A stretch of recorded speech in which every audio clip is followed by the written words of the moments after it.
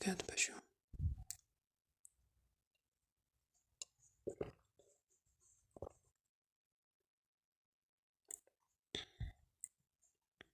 Não, só isso mesmo. Tô com fome agora, não. Mais tarde, quando terminar tudo aqui, a gente prepara alguma coisa pra comer. Pode ser?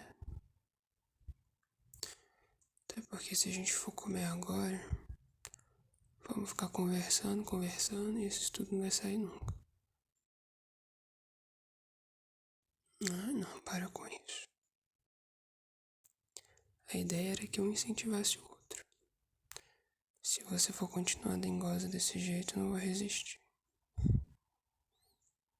Vamos começar de uma vez.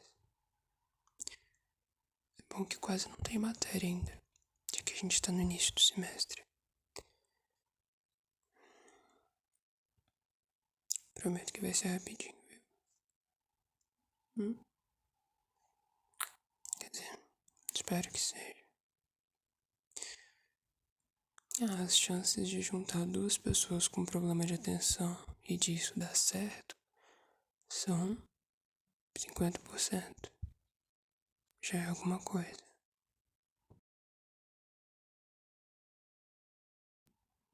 Eu fiquei te enrolando? De onde isso? Não tava te enrolando. É porque esse tipo de coisa ainda é complicado pra mim. Antes eu até tinha costume de estudar com meus amigos e tal. Isso acontecia com muita frequência até. Principalmente na pandemia. Mas sei lá. Às vezes eu sentia que era ineficiente, sabe? Quando é um grupão, várias pessoas juntas, aí definitivamente não dá certo. Mas quando é uma pessoa só, varia. Porque às vezes a pessoa fala demais. E não que isso seja um problema.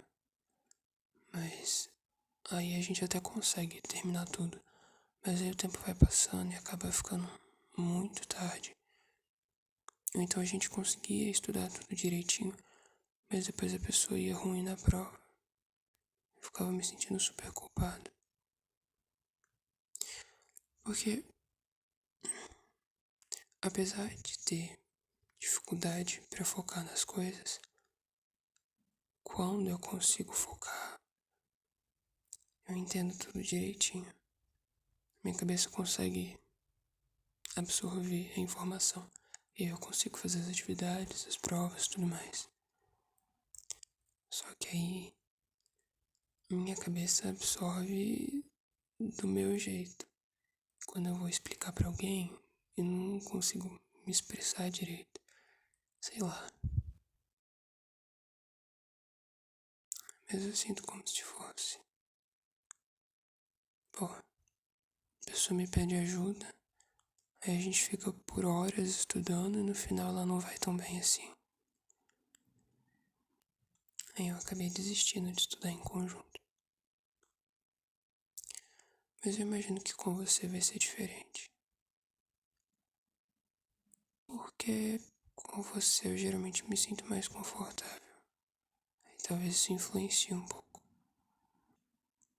E eu sei que, apesar de estar morrendo de preguiça, você tem o mesmo objetivo que eu. Então acho que vai dar bom. Quero tentar, pelo menos. Mas enfim.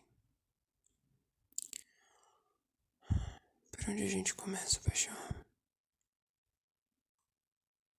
O que for melhor pra você. Se você já tiver um plano de estudo, ou um cronograma que se segue sempre, a gente pode ir indo por ele. Mas se quiser testar um método de estudo novo também.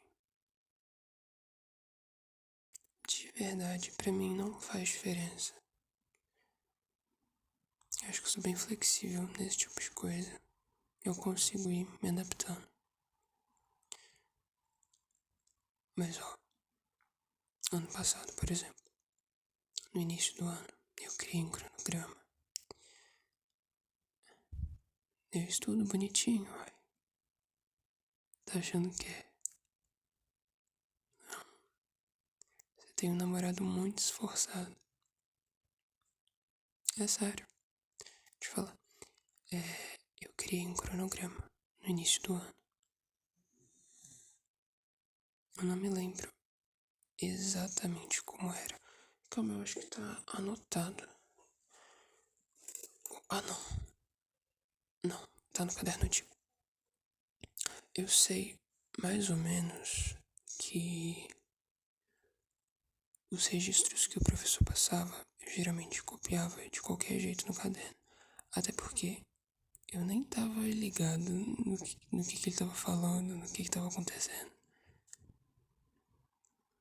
E daí depois em casa eu passava limpo pra ficar legível.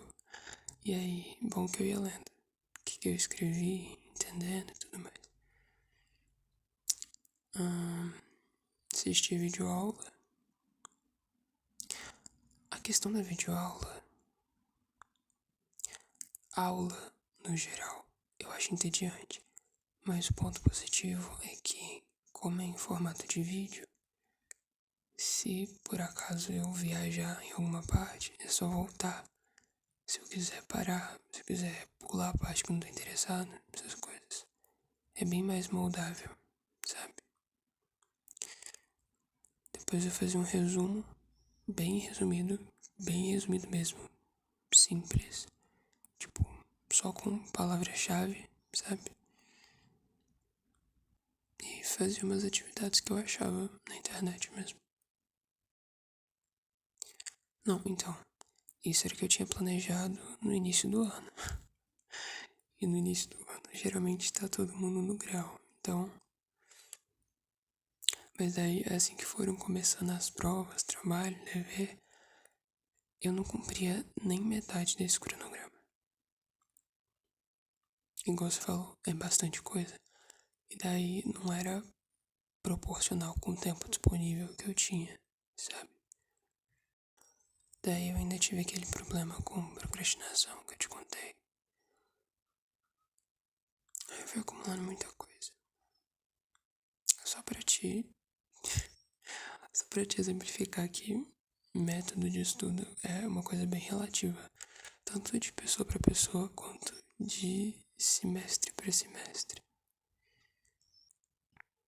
Se você ainda tá em dúvida quanto a isso, a gente pode ir testando diferentes coisas até você achar uma que seja a opção ideal, assim.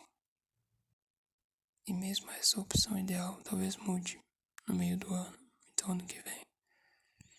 Mais um passo de cada vez também. Como que você geralmente estuda? Ou só vai deixando a vida levar?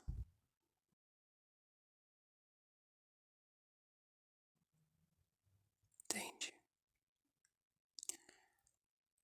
Não, não vamos pensar em nada fixo agora não. Depois a gente olha isso. Vamos ir lendo, conversando. Aí, se precisar anotar alguma coisa, a gente anota. Se precisar rever, pesquisar, assistir vídeo. Vamos indo de acordo com as demandas que a gente tiver. Eu acho que vai ser melhor.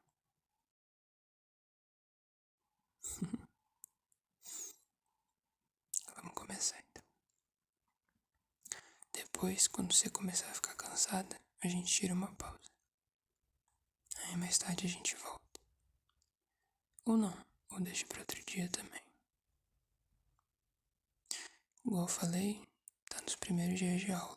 Então é muita pouca coisa. Eu não sabia o que a gente ia usar. Aí eu só trouxe algumas coisas.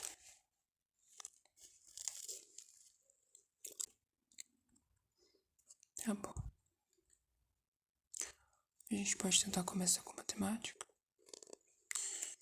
Essa semana a gente começou parte de triângulos. Acho que a gente já pode dar uma olhada nisso, não? Dentre as poucas coisas que eu me lembro, eu sei que eu escutei bastante a galera reclamando na sala, porque era muito nome pra decorar, alguma coisa assim. E como o conteúdo tá iniciando agora, de acordo com vocês, tem muito termo técnico, talvez seja interessante a gente ir aprendendo pelo menos o que significa uma coisa e outra, só pra ter uma base assim, sabe? Eu acho que os exercícios e tudo mais a gente nem precisa aprofundar tanto agora, não. Vamos olhar os conceitos, que já deve ajudar pra caramba. Espero que ajude com minha atenção também. Porque na próxima aula, pelo menos o professor já não vai estar falando grego. Eu vou ter uma mínima noção do que tá acontecendo. Eu posso.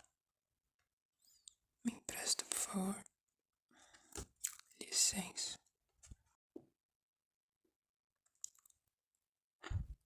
Sua letra é bonitinha. Ah, dá pra ler, paixão. Tá. Caramba. Tá. Isso aqui o professor passou no quadro. Ficou bem organizado os tópicos. Vai ajudar demais a gente. É tão pouco tempo de aula e você consegue fazer os negócios tudo bonitinho. Olha esse título. Esse desenho. Que isso? Ah, vai ser bom. Matemática é um negócio muito prático. Prático eu falo no sentido de mão na massa. Porque tem muita matéria que é pura teoria. As de humanas, principalmente. Mas essa aqui, claro que tem os conceitos e tudo que a gente tem que saber. Mas assim, mesmo com as definições escritas, a gente precisa ver um desenho, sabe, pra orientar. Eu achei bonito, paixão. Não precisa ser desenhista, designer profissional pra fazer um triângulo. Tá só um pouquinho torto. Mas dá pra entender o que é. É sério. A gente só precisa de algo pra orientar. Precisa nem pegar a régua. Pelo menos não por agora. Eu pretendo ser o mais objetivo e direto possível. Que daí a gente não fica enrolando nas informações, não perde tempo nem nada.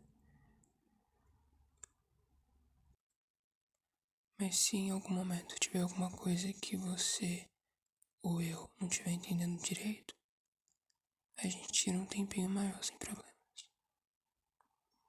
O que você acha?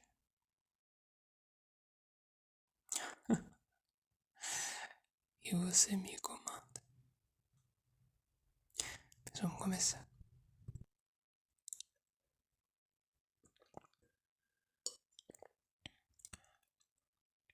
Tá. Tá. Então, tem algumas classificações que dá pra dividir os triângulos. Triângulo equilátero é aquele que tem 3 lados iguais. O nome é meio sugestivo. Equilátero. Dá pra ter uma ideia, né?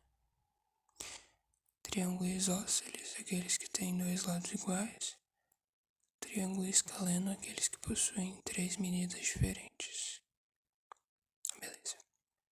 Aí depois, essa parte aqui eu lembro mais ou menos. Triângulo retângulo, aquele que tem um ângulo que vale 90 graus. Que é assim, né? Aí tem esse quadradinho aqui. Triângulo acutângulo, que possui todos os ângulos agudos. Tipo assim, né? E triângulo obtusângulo, que um dos ângulos é obtuso. Ficou um grandão e os outros 2 pequenininhos.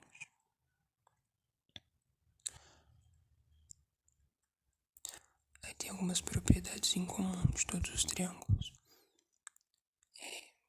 Quando você pega um triângulo e soma todos os ângulos internos, dá 180. Então pega o triângulo, soma os 3 ângulos, sempre vai dar 180. E quando você pega o mesmo triângulo e soma os ângulos externos, dá 360. Então, o que mais? A soma de 2 ângulos internos resulta no valor de um ângulo externo. Então, tipo assim, desenho um triângulo. Aí tem 3 ângulos, o A, o B e o C. Aí vamos supor que pega o ângulo A e o ângulo B e soma os dois. A soma desses dois vai dar o valor do ângulo externo do C. É confuso na minha cabeça, mas no papel fica mais fácil. Eu acho que isso é a cara de coisa que deve ficar em atividade. Tipo, deve ter alguma atividade pedindo o valor de determinado ângulo, e daí a gente tem que saber isso pra saber calcular. Enfim. O que mais? O maior ângulo opõe-se ao maior lado. Então, se em um triângulo eu tenho, por exemplo, ângulo de 60, de 50 e de 70, o maior lado vai ser o lado que tiver de frente com o ângulo de 70, porque ele é o maior. Tá. Aí tem a seviana, que é o segmento que sai de um vértice. Só isso. Então pega a bolinha, né, o vértice, faz qualquer tracinho e isso é a seviana. A mediana, o nome é sugestivo também, tipo mediana, meio. Ele sai do vértice e divide o lado oposto ao meio. Então,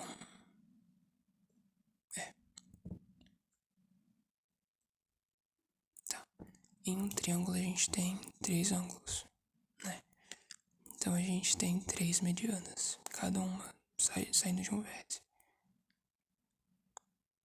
Aí eu acho que essas medianas podem se esbarrar em algum ponto. Em algum momento elas vão se encontrar. E esse ponto de encontro é chamado de baricentro. Beleza.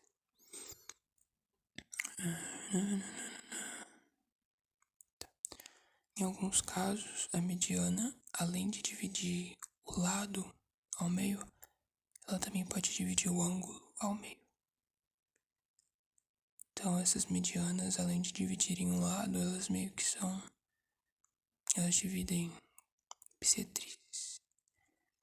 Então, 3 ângulos, pensando no geral. 3 ângulos, 3 bissetrizes, 3 retas que podem se encontrar. Partindo do pressuposto as bissetrizes. Daí esse ponto de encontro das retas que dividem as bissetrizes é chamado de incentro. Então, baricentro é o ponto de encontro das medianas, incentro é o ponto de encontro das bissetrizes. Eu acho que com a prática a gente vai entendendo melhor, mas dá pra ter uma ideia.